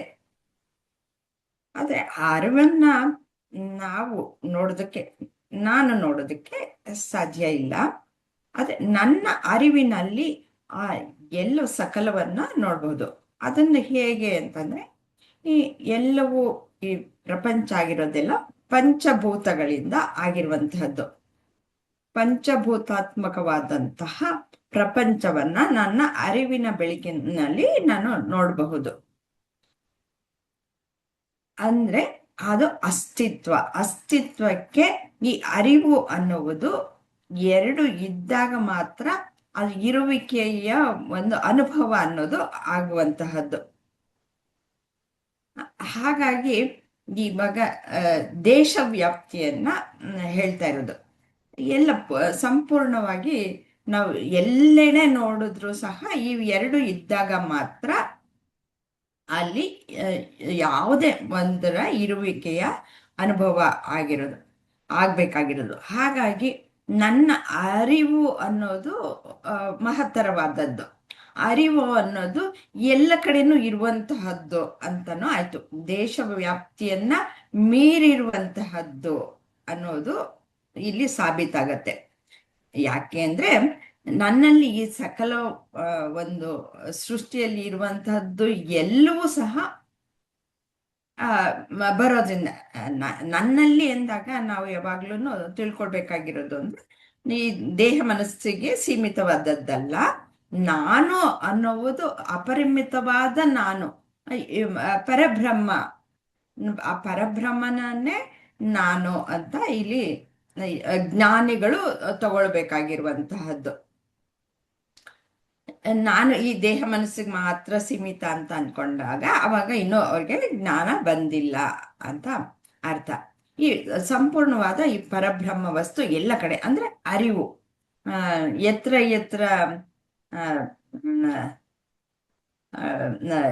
ಏನು ಸತ್ ಅಸ್ತಿ ತತ್ರ ತತ್ರ ಚಿತ್ ಅಸ್ತಿ. ಎಲ್ಲೆಲ್ಲಿ ಅಸ್ತಿ ಅಂದ್ರೆ ಅಸ್ತಿತ್ವ ಅನ್ನೋದು ಎಲ್ಲೆಲ್ಲಿ ಇರುತ್ತೋ ಅಲ್ಲೆಲ್ಲವೂ ಅರಿವು ಅನ್ನೋದು ಇರುತ್ತೆ. ಈ ಅರಿವು ಮತ್ತೆ ಅಸ್ತಿತ್ವ ಅನ್ನೋದು ಒಂದನ್ನೊಂದು ಬಿಟ್ಟು ಇರಲ್ಲ. ಹಾಗಾಗಿ ಅದು ಸರ್ವವ್ಯಾಪಕವಾಗೂ ಇರುವಂತಹದ್ದು. ಹಾಗಾಗಿ ಅದು ಅಪರಿಮಿತವಾದದ್ದು, ಅನಂತವಾದದ್ದು ಆಗಿದೆ. ಹಾಗೆ ತಿಳ್ಕೊಂಡು ರಮಣ ಮಹರ್ಷಿಗಳು ಒಂದು ಸರ್ತಿ ಬೆಟ್ಟವನ್ನು ನೋಡ್ತಾ ಕುಳಿತಿರ್ತಾರೆ. ಅವಾಗ ಯಾರೋ ಒಬ್ರು ಅವರ ಅನುಯಾಯಿಗಳು ಏನ್ ನೋಡ್ತಾ ಇದ್ದೀರಾ ಭಗವಾನ್ ಅಂತ ಕೇಳಿದಾಗ ನಾನು ನನ್ನನ್ನೇ ನೋಡ್ತಾ ಇದ್ದೀನಿ ಅಂತಂದ್ಬಿಟ್ಟು ಅವರಿಗೆ ಇನ್ನೂ ಸಂಪೂರ್ಣವಾಗಿ ಜ್ಞಾನ ಬಂದಿರಲ್ಲ. ಹಾಗಾಗಿ ಇವ್ರ ದೇಹ, ಈ ದೇಹ ಆ ಬೆಟ್ಟದ ರೂಪದಲ್ಲಿ ಕಾಣಿಸ್ತಾ ಇದೆಯಾ ಅಂತ ಅವ್ರಿಗೆ ಅನುಮಾನ ಆಗತ್ತೆ. ಆದ್ರೆ ಅವರು ಆಮೇಲೆ ಟೀಚಿಂಗ್ಸ್ ಕೊಟ್ಟಿರ್ತಾರೆ ಅಂತ ಅನ್ಕೊಳ್ತೀನಿ. ಹಾಗಲ್ಲ, ಯಾತಕ್ಕೆ ಅಂದ್ರೆ ಅಸ್ತಿತ್ವ ರೂಪದಲ್ಲಿ ಆ ಬೆಟ್ಟವಾಗಿ ಇದೆ. ಇವರು ನೋಡ್ತಾ ಇದಾರಲ್ಲ, ಇವ್ರ ಅರಿವಿನಲ್ಲಿ ಆ ಬೆಟ್ಟ ಕಾಣಿಸ್ತಾ ಇದೆ. ರಮಣ ಮಹರ್ಷಿಗಳು ಅವರು ಪರಮ ಹಂಸರು, ಜ್ಞಾನಿಗಳಾಗೋಗಿದ್ದಾರೆ, ಭಗವಾನ್. ಹಾಗಾಗಿ ಅವರು ಒಂದು ದೇಹ, ಮನಸ್ಸು, ಬುದ್ಧಿಗೆ ಸೀಮಿತವಾಗಿಲ್ಲ. ಅವರು ಸರ್ವತ್ರ ಸರ್ವಾಂತರ್ಯಾಮಿಯಾದಂತಹ ನಾನುವಾಗಿ ಅವರು ಆ ಬೆಟ್ಟವನ್ನ ನೋಡ್ತಾ ಇದ್ದಾರೆ. ಹಾಗೆ ನಾನು ನನ್ನನ್ನೇ ನೋಡ್ತಾ ಇದ್ದೀನಿ ಅಂತ. ಹಾಗೆ ಈ ಅನುಭವನ ಪಡೆಯೋದಕ್ಕೋಸ್ಕರನೇ ಈ ಜಗತ್ತು ಬಹುಶಃ ಸೃಷ್ಟಿಯಾಗಿರಬಹುದು. ಅಲ್ಲಿ ಭಗವಂತನೇ ಈ ಅಜ್ಞಾನದ ರೂಪದಲ್ಲಿ ಹೀಗೆ ಅನುಭವಗಳನ್ನ ಪಡಿತಾ ಇರಬಹುದು. ಅದನ್ನೆಲ್ಲಾನು ಸಾಕಷ್ಟು ಗ್ರಂಥಗಳಲ್ಲಿ ನಾವು ತಿಳ್ಕೊಳ್ತಾನೂ ಬಂದಿದ್ವಿ. ಹೀಗೆ ರಮಣ ಮಹರ್ಷಿಗಳು ಹೇಳ್ತಾರೆ. ಆಮೇಲೆ ಮುಂದುವರೆದು ಇದು ಎಲ್ಲವೂ ಸಹ ಈ ಪ್ರಪಂಚವು ಭೂತಾಕಾಶವಾಗಿದೆ. ಆ ಭೂತಾಕಾಶ ಎಲ್ಲಿ ಕಾಣಿಸ್ತಾ ಇದೆ? ಅವೆಲ್ಲವೂ ಸಹ ಆಮೇಲೆ ಅದು ಆಮೇಲೆ ಆಗ್ಲಿ. ರಮಣ ಮಹರ್ಷಿಗಿಂತ ಇನ್ನೊಂದು ಉದಾಹರಣೆ ಇದೆ, ಅದನ್ನ ಹೇಳಿ. ಅದೇ ಅವರು ಶಿಷ್ಯರು ನಮ್ಮನ್ನ ಆಗಲಿ ಹೋಗ್ತೀರಿ ಅಂತ ಹೇಳ್ತಾರಲ್ಲ. ನಾನ್ ಎಲ್ಲಪ್ಪ ಹೋಗ್ತೀನಿ, ನಾನು ಇಲ್ಲೇ ನೀವು ಹೋಗ್ಬಿಟ್ಮೇಲೆ ನಾವೇನ್ ಮಾಡೋದು ಅಂತ ಅಸ್ತಿತ್ವವಾಗಿ ನಾನು ಇದ್ದೇ ಇರ್ತೀನಿ ಅಂತ ಅವರು ಮೊದ್ಲು ಅರಿವಿನ ರೂಪ ಹೇಳಿ, ಈಗ ಅಸ್ತಿತ್ವವಾಗಿ ನಾನು ಸದಾಕಾಲನು ಇದ್ದೇ ಇರ್ತೀನಿ, ನಾನು ಎಲ್ಲಿ ಹೋಗ್ತೀನಿ ಅಂತ ಬಿಟ್ಟು ಹೇಳ್ತಾರೆ. ಅಷ್ಟೇ, ಸಾಕು. ಮುಂದಿನ ಪ್ರಶ್ನೆ ಮತ್ತೆ ಬೇರೆ ಅವ್ರನ್ನ ಕೇಳ್ತೀನಿ. ತುಂಬಾ ಚೆನ್ನಾಗಿ ಹೇಳಿದ್ರಿ, ವಿವರವಾಗಿ ಹೇಳಿದ್ರಿ, ಚೆನ್ನಾಗಿತ್ತು. ಸುಜಿಯಾ ಅವರು, ಭೂತಾಕಾಶ, ಚಿತ್ತಾಕಾಶ ಹಾಗೂ ಚಿದಾಕಾಶಗಳ ನಡುವಿನ ವ್ಯತ್ಯಾಸವೇನು?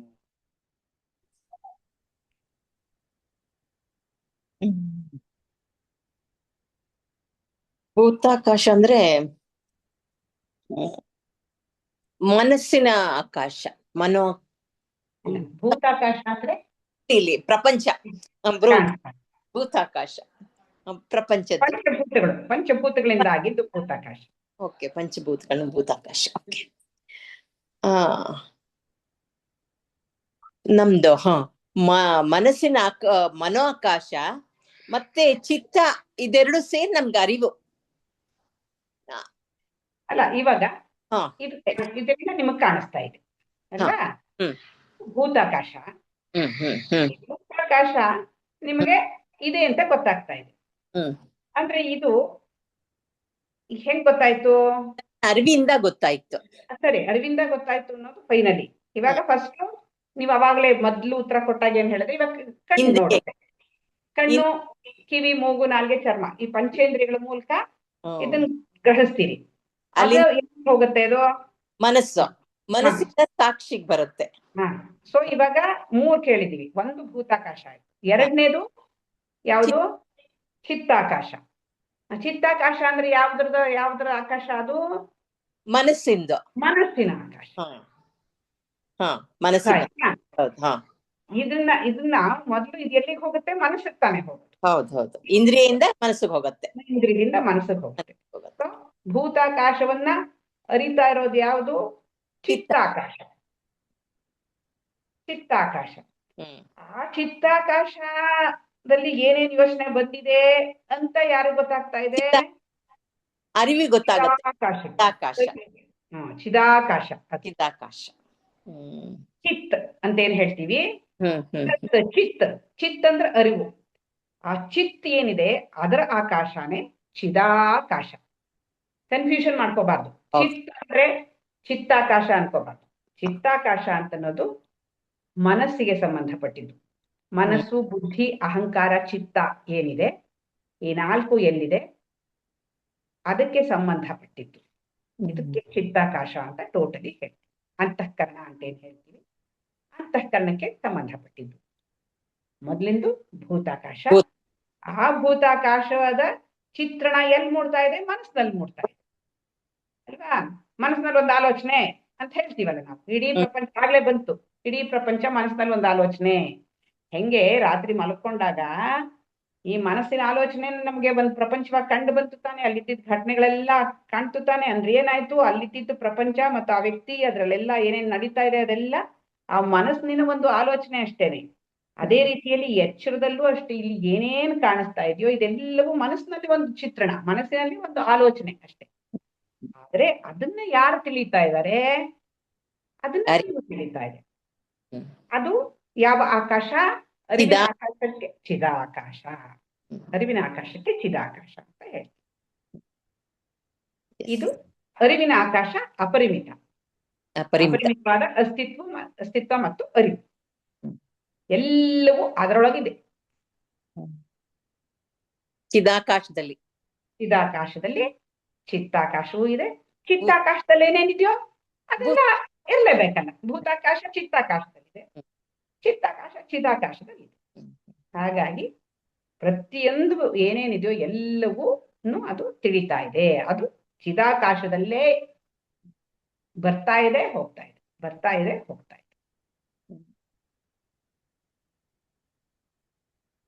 ಡೌಟ್ ಇದೆಯಾ ಅದ್ರಲ್ಲಿ?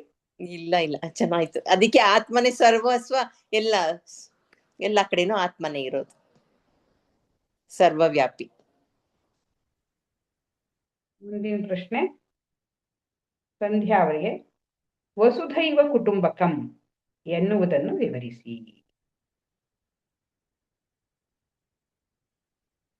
ನೀವು ಅದು ಓದ್ಕೊಂಡಿಲ್ಲ ಅಂದ್ರೆ ಬೇರೆಯವ್ರನ್ನೇ ಕೇಳ್ತೀನಪ್ಪ.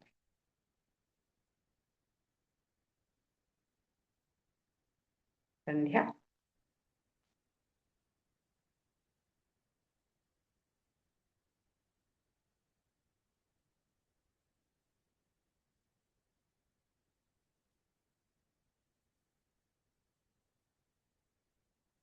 ಸಾವಿತ್ರಿ ಅವರೇ ನೀವೇ ಹೇಳ್ತೀರಾ? ಸಂಧ್ಯಾ ಅವರು ಉತ್ತರ ಕೊಡ್ತಾ ಇಲ್ಲ.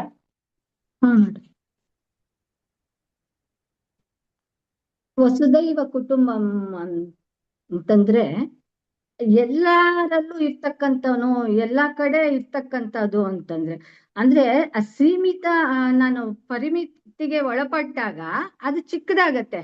ನಾನು ಅಪರಿಮಿತ ಅಂತಂದಾಗ ಅದು ವಿಸ್ತಾರವಾಗಿ ನಾವು ಯೋಚನೆ ಮಾಡ್ಕೊಂತ ಹೋಗ್ಬೋದು ನಾವು.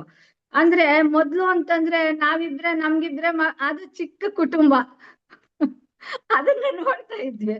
ಇದು ನೆನಪಾಗಿ ಹೋಗ್ಬಿಡ್ತು. ಆಮೇಲೆ ಇವಾಗೆಲ್ಲ ಬಿಡಿ, ನಾವು ಇಬ್ರೇನೆ ನಮ್ಗೊಂದೇ ಮಗು, ನಮ್ದು ಚಿಕ್ಕದು ಅಂತ ಹೇಳಿ ಚಿಕ್ಕದಾಗಿ ಪರಿಮಿತಿಗೆ ಒಳಪಟ್ಟಿರತ್ತೆ.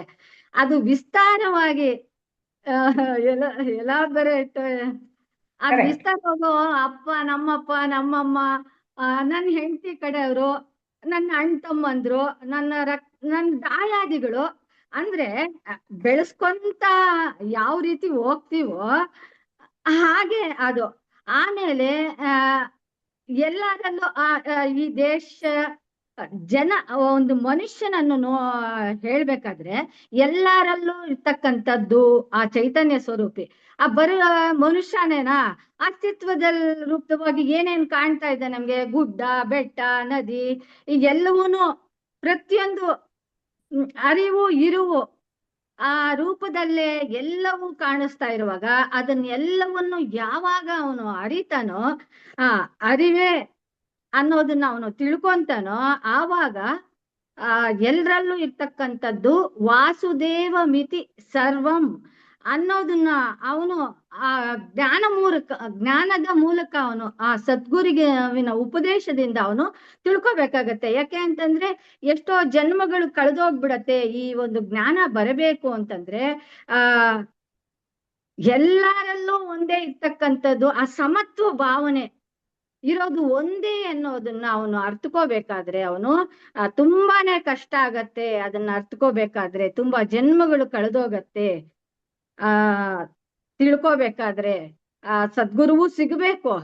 ಅವನು ಈ ಕರ್ಮಯೋಗ ಇವಾಗ ಎಲ್ಲಾನು ಮಾಡ್ಕೊಂಡ್ ಬಂದ್ರೇನೆ ಆ ಒಂದು ಪುಣ್ಯ ಪ್ರಾಪ್ತಿ ಆದಾಗ್ಲೇನೆ ಎಲ್ಲಿ ನಾನು ಪರಿಮಿತಿಯಾಗಿದ್ದೀನಿ ಅಂದ್ರೆ ಅಲ್ಲೇ ಸಿಕ್ಕಾಕತ್ತಾನೆ. ನಾನು ಅಪರಿಮಿತಿ ಅಂತ ಹೇಳ್ತಾ ಇದ್ದಾರೆ ಸದ್ಗುರುಗಳು.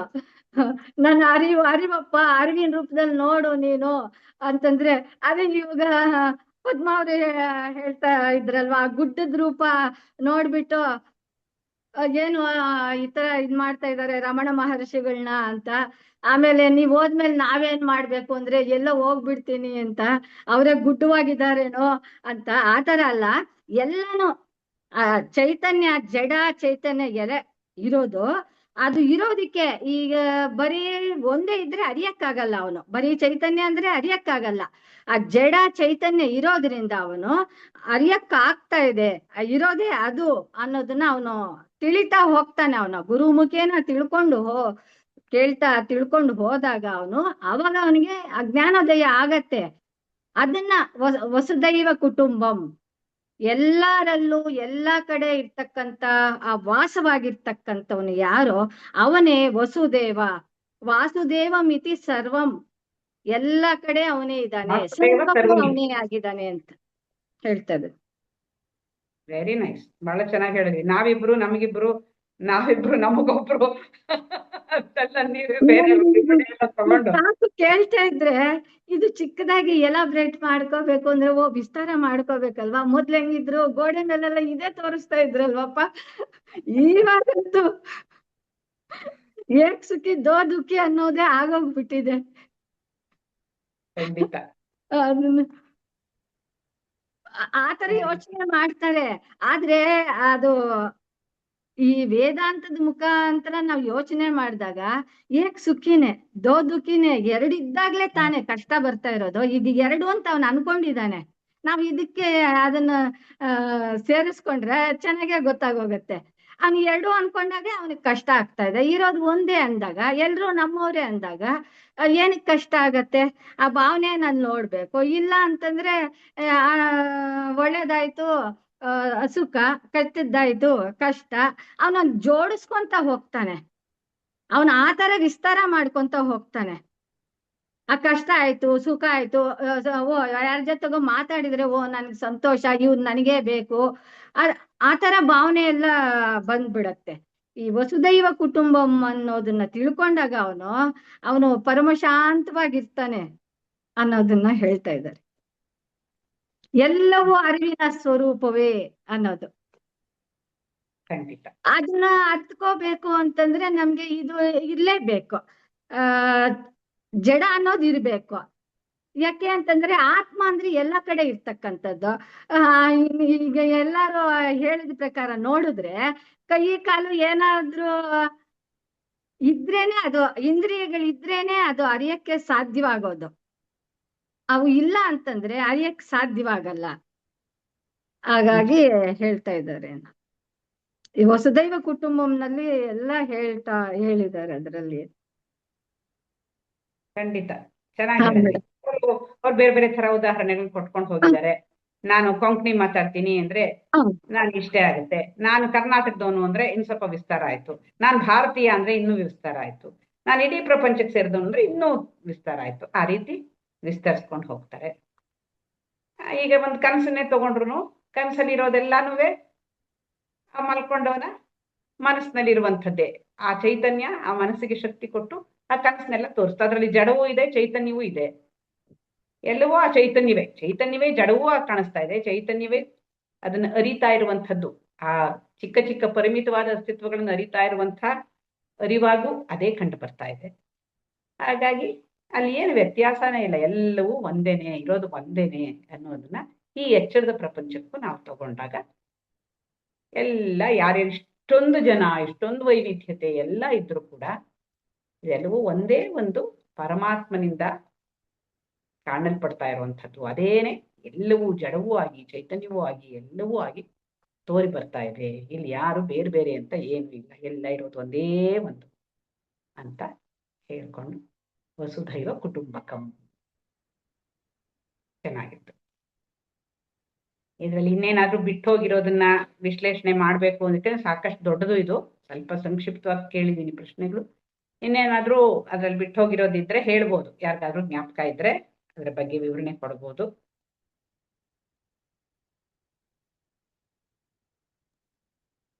ಬಿಟ್ಟಿರೋದೇನಿಲ್ಲ ಮೇಡಮ್, ಎಲ್ಲ ಸ್ಪಷ್ಟವಾಗಿ ಇದೆ.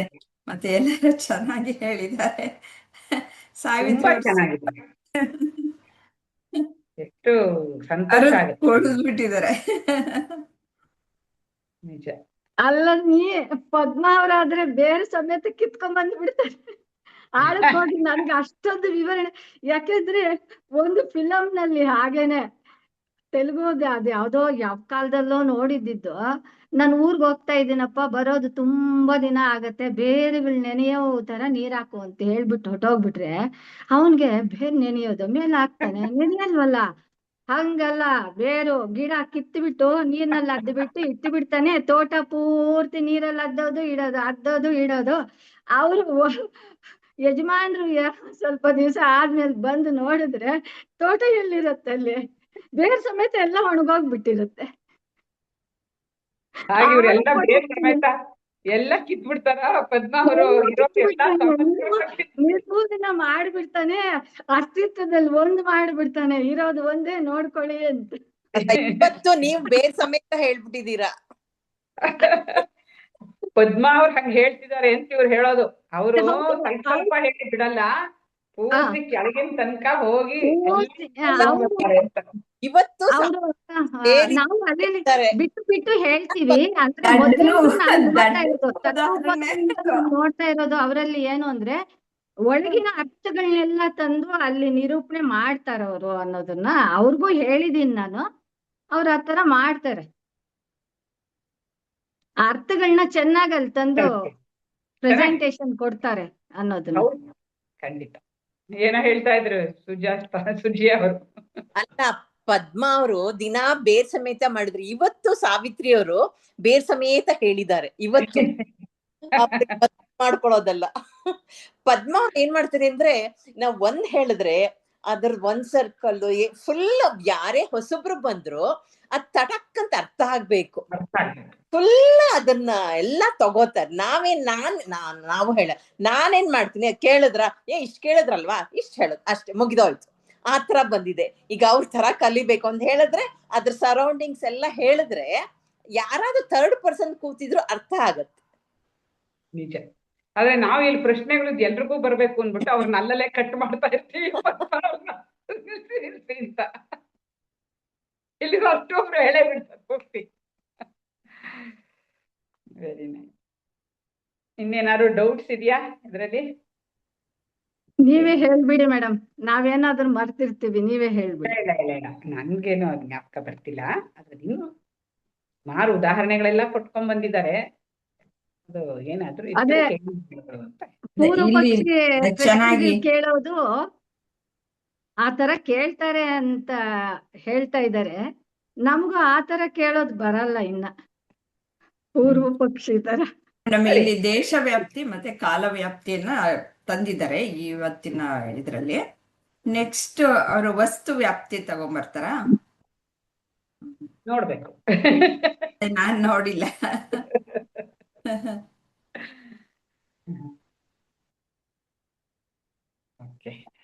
ಆಯ್ತು, ಪ್ರಾರ್ಥನೆ ಮಾಡೋಣ. ಯಾರು ಪ್ರಾರ್ಥನೆ ಮಾಡಿದ್ದು? ಸಾವಿತ್ರಿ ಅವರಲ್ವಾ? ಹಾ ಮೇಡಮ್.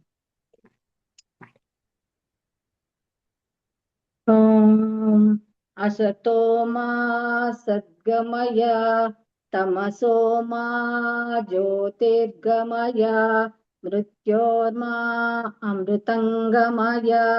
ಓಂ ಶಾಂತಿ ಶಾಂತಿ ಶಾಂತಿ. ಪೂರ್ಣಮದಃ ಪೂರ್ಣಮಿದಃ ಪೂರ್ಣಾತ್ ಪೂರ್ಣಮುದಚ್ಯತೆ ಪೂರ್ಣಸ್ಯ ಪೂರ್ಣಮಾದಾಯ ಪೂರ್ಣಮೇವಾವಶಿಷ್ಯತೆ. ನಾನೆಂಬುದು ನಾನಲ್ಲ, ಈ ದೇಹ ಮನ ಬುದ್ಧಿ ನಾನಲ್ಲ, ಸಚ್ಚಿದಾನಂದಾತ್ಮ ಶಿವನಾನು ನಾನೇ. ಶಿವೋಹಂ ಶಿವೋಹಂ ಶಿವೋಹಂ. ಆತ್ಮದರ್ಶನಂ ಬ್ರಹ್ಮದರ್ಶನಂ ಬ್ರಹ್ಮದರ್ಶನಂ ಸತ್ಯದರ್ಶನಂ. ಅಂತರ್ಜ್ಯೋತಿಃ ಬಹಿರ್ಜ್ಯೋತಿಃ ಪ್ರತ್ಯಗ್ಜ್ಯೋತಿಃ ಪರಾತ್ಪರ. ಜ್ಯೋತಿರೇವ ಜ್ಯೋತಿಃ ಸ್ವಯಂ ಜ್ಯೋತಿಃ ಆತ್ಮಜ್ಯೋತಿಃ ಶಿವೋಸ್ಮ್ಯಹಂ. ಲೋಕಾ ಸಮಸ್ತಾ ಸುಖಿನೋ ಭವಂತು. ಲೋಕಾ ಸಮಸ್ತಾ ಸುಖಿನೋ ಭವಂತು.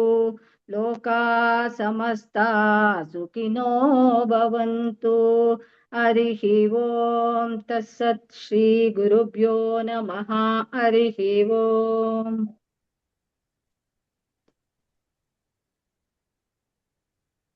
ಹರಿ ಓಂ ಮೇಡಮ್.